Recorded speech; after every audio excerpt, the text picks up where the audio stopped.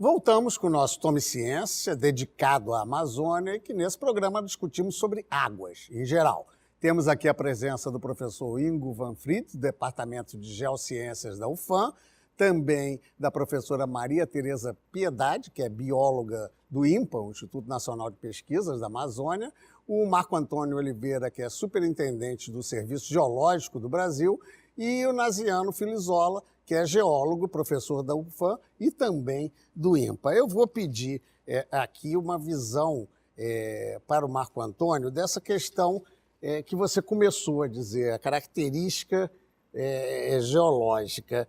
Ela, na medida em que a gente tem uma formação rica como Carajás, como outros aspectos, esse foco, com criação de barragem que seja, com a exploração, começa a alterar na visão sua o meio ambiente? Não, eu acho que sim. Eu acho que hoje se percebe que a importância da floresta amazônica é maior do que os recursos naturais que se podem extrair dela, né? A questão da política da floresta em pé, ela é muito importante para a estabilidade climática do planeta e também para o próprio país, porque a floresta, convenhamos, não fabrica água, mas ela recicla a água que vem do oceano e essa água então acaba voltando ali para a região centro-oeste do país e também até para a região sudeste, contribuindo para as chuvas ali. Então, manter a floresta nessas condições é muito importante para o Brasil e importante também para o planeta. Agora, é possível sempre conciliar interesses econômicos para a exploração de recursos minerais com a preservação da própria floresta. E Carajás é um exemplo disso. A Floresta Nacional de Carajás ela está intacta porque a mineração possibilitou que fosse preservada. A mineração ela é localizada, é pontual. Agora, os efeitos econômicos que ela gera são regionais e, portanto, devem-se mitigar também esses impactos. Tá. Eu vou, então, transferir uma questão aqui para o nosso Naziano, que no início, né, a gente falou aqui em água e hidrologia e sempre meio voltado para, na época, inicialmente, para a hidrelétrica, né? Qual é a sua visão? Sempre que se fala em fazer uma hidrelétrica na Amazônia, o país inteiro se mobiliza. Qual é a sua experiência quanto a isso? Bom, olha, o Brasil tem um desafio grande, que é de avançar, de se desenvolver, e para isso precisa de energia, né? E uma das fontes que o país tem de energia, considera como fonte de energia, são os recursos, a fonte hidrelétrica na Amazônia, né? No entanto, a gente tem outras opções. Nós não precisamos explorar em demasia a região amazônica nesse sentido, porque isso vai quebrar ecossistemas, vai dividir ecossistemas, você vai interferir no regime hidrológico natural do ambiente, né? Enquanto, por exemplo, se nós considerarmos os sistemas de transmissão no Brasil, nós podemos otimizar a forma como esses sistemas de transmissão são utilizados e economizar muita energia aí, talvez até o correspondente ao que hoje nós estamos gerando já no sistema que já existe, né?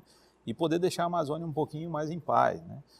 O que a gente tem hoje são, por exemplo, projetos que foram idealizados nos anos 70. Os anos 70 já se foram, né? Hoje nós temos uma outra realidade, uma outra Amazônia, um outro horizonte, uma nova visão de mundo, né? E esses projetos deveriam ter sido revistos, colocados na mesa e discutidos com a sociedade, né, de forma mais harmônica e também com todos esses projetos podendo ser vistos pela sociedade de como eles vão ficar no cenário amazônico. E não a sua relação de custo-benefício, quando se fala, por exemplo, na capacidade de ser uma energia limpa, ao mesmo tempo a gente não faz uma política para pegar a energia do sol, né, e tem uma baita discussão sobre a questão atômica, né, de usar a energia nuclear. Qual é a sua avaliação mesmo da capacidade que nós temos de mitigar o uso de hidrelétricas? Bom, isso é uma questão, passa por uma decisão política, né? Principalmente, né? Uma vontade política de buscar novas alternativas.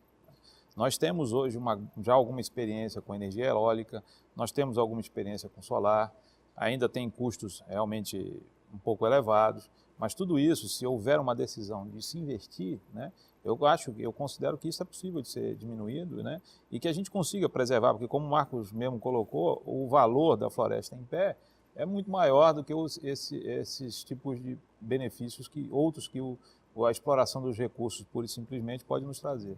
Deixa eu aproveitar essa questão do valor da floresta em pé, que do ponto de vista de gás carbônico, acho que toda a população sabe a renovação, a importância, e perguntar para o Ingo a questão do valor da água.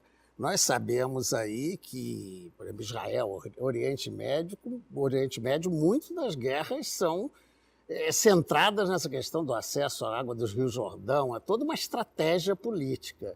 Como considerar a água desse aquífero, que é bem maior, às vezes, até que a água da superfície, né?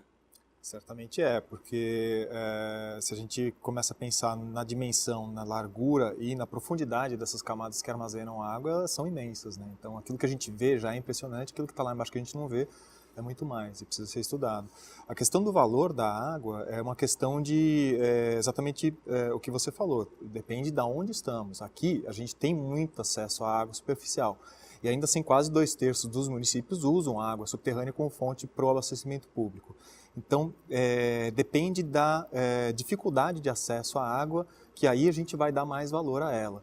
Aqui em Manaus mesmo existe uma quantidade grande de poços e atualmente é muito mais usada pelas indústrias. Por quê? Porque a qualidade é boa e eles precisam investir menos dinheiro nas formas de retirar ou alterar certas características químicas que aí essa água sirva nos processos deles. Então o valor da água depende do uso e obviamente da E nesse abundância. caso para a população, quer dizer, se precisa mais dessa água, qual é a vulnerabilidade da água mais superficial para Manaus, por exemplo? Tem muito esgoto que cai por aí, né? Muito.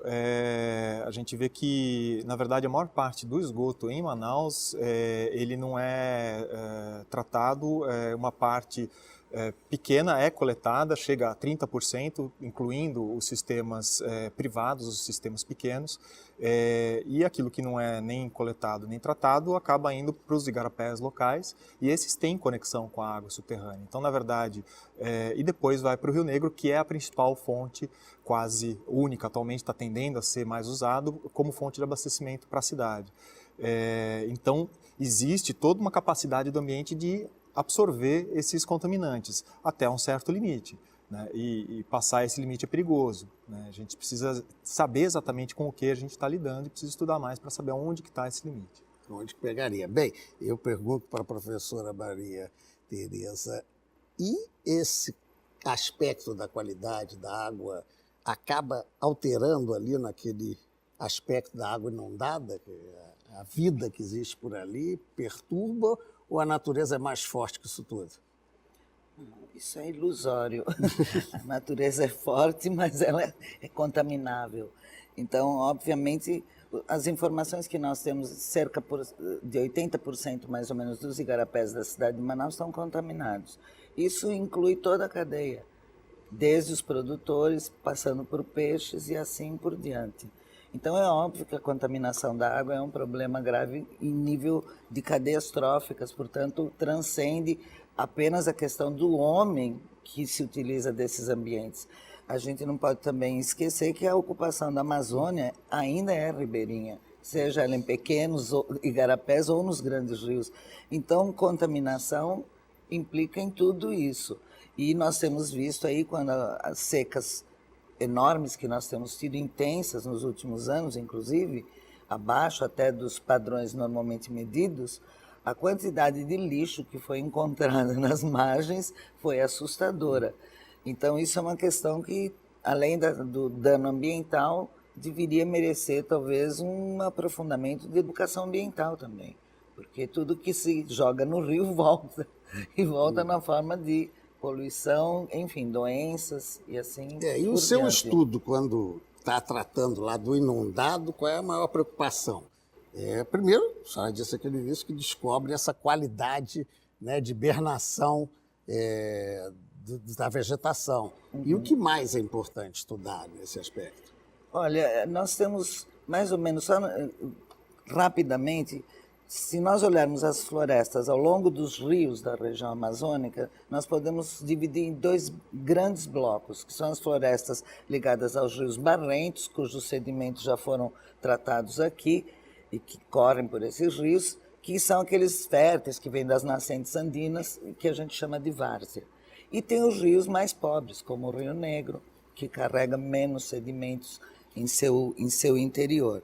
Se nós somarmos esses dois conjuntos de várzea e igapó, que são os mais ácidos e os mais ricos, nós temos mais de 1.000 espécies arbóreas adaptadas, somente a esses ambientes. Além disso, nós temos plantas herbáceas também, um monte. Então, nós temos feito alguns estudos avaliando, por exemplo, o impacto de petróleo, que é transportado pelo rio Amazonas, sobre essas plantas. Algumas espécies-chave, em 4 dias, têm 50% de mortalidade na fase de planta jovem, se forem contaminadas com dosagens de petróleo não muito altas, inclusive. Não haveria como controlar essa questão do a transporte? Esse vazamento, em tese, é proibido, não? Os vazamentos são proibidos, mas eles também são quase inexoráveis.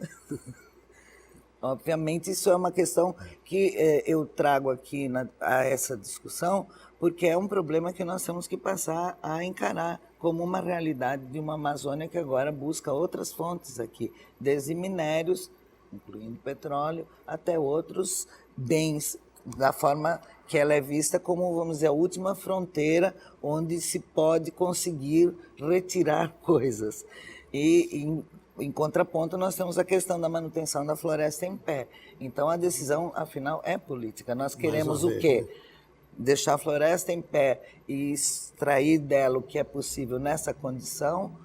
Então, é uma questão bem mais complexa do que... Para a gente não perder um gancho aqui, eu vou pedir ao professor Naziano, essa questão dos sedimentos, ela colocou claramente a diferença entre Negro e Solimões e outros rios. O que caracteriza essa diferença? Porque uns são mais com pH ou menos. Por que muda essa característica tanto assim na Amazônia? Bom, isso tá ligado principalmente às fontes desses rios, né? Às origens dos rios. Os rios que têm o que a gente chama de uma origem andina, né? Eles são normalmente rios que carregam muito, transportam muito sedimento. Né? E tem um pH... Vamos esclarecer o sedimento aqui, o que a gente está falando claramente quando fala em sedimento. Porque a noção que se tem é barro, mas na verdade tem todos os aspectos químicos. Aí. Na verdade, esse sedimento é fruto do processo de erosão da cadeia andina. Né? Mas isso não significa dizer que um grão que é erodido hoje, ele vai viajar e no mesmo ano vai atingir o oceano. Né? Não é bem assim. Nós temos zonas de deposição, zonas de sedimentação interna na bacia, zonas que estão suscetíveis a ressuspender esse sedimento e ele segue viajando até chegar à foz. Então, a idade mais ou menos que a gente tem aí hoje está variando por volta de 10 milhões de anos, ou seja, um sedimento que foi erodido há 10 milhões de anos atrás está chegando hoje na foz do Amazonas, aproximadamente. Né? Então, e esses rios que transportam esse material, preferencialmente, né, material andino, estão conectados com seus formadores, seus principais formadores estão vindo dos Andes. Basicamente, hoje nós temos o Negro, o Solimões, o Amazonas, portanto, e o Madeira. Né? Esses são os dois grandes rios andinos que nós temos na bacia amazônica e responsáveis por cerca de 95% de todo o sedimento que a bacia produz e que chega até o oceano. E a utilidade desse sedimento, em que sentido? Aí seria Bom, para... a principal delas, para o caso da bacia como ela está hoje, é o transporte de nutrientes, né? Que mantém o ciclo de vida dentro da bacia amazônica. Né? Então, quando você tem uma interrupção do transporte desse sedimento, ele, vamos dizer, fica bloqueado por um reservatório ou coisa parecida, né? Então, você exatamente, você diminui a capacidade desse nutriente chegar a áreas que normalmente chegariam. E aí, não chegando esses nutrientes, eles não alimentam, não servem de base para a base da cadeia, não alimentam a base da cadeia e vão, aos poucos, diminuindo as espécies, a quantidade, ou, por exemplo, o estoque de peixe, né? É uma possibilidade. Né? Também alterando vegetação. Exatamente. Também alterando. Já os rios de água preta, ou também de água clara, normalmente têm origem ou em áreas muito arenosas, ou terrenos muito antigos, né? Ao contrário dos rios que transportam muito sedimento, que são terrenos mais novos, geologicamente falando. Então, por exemplo, o caso dos rios de água preta ou do rio de água clara, como o Tapajós, são rios que nascem nos escudos, que são antigos, são de terrenos pré-cambrianos, né, já de quase bilhões de anos aí. Já. Então, esses terrenos antigos já foram erodidos, já transportaram material. Hoje já não tem mais tanta coisa assim para transportar. Então, o transporte de material em suspensão, que é o que a gente está chamando aqui de sedimento, é muito pequeno. né? Só para você ter uma ideia, enquanto o Madeira está transportando uma média de 500 miligramas por litro, né? Tá? Um rio como o Negro transporta em média 20, 25 miligramas por litro. É uma diferença bastante grande. Bem, professora, eu já sei que a senhora quer falar, mas vamos fazer um pequeno intervalo. Eu prometo que volto lhe dando a palavra, perfeito? Um instantinho só que a gente volta já já.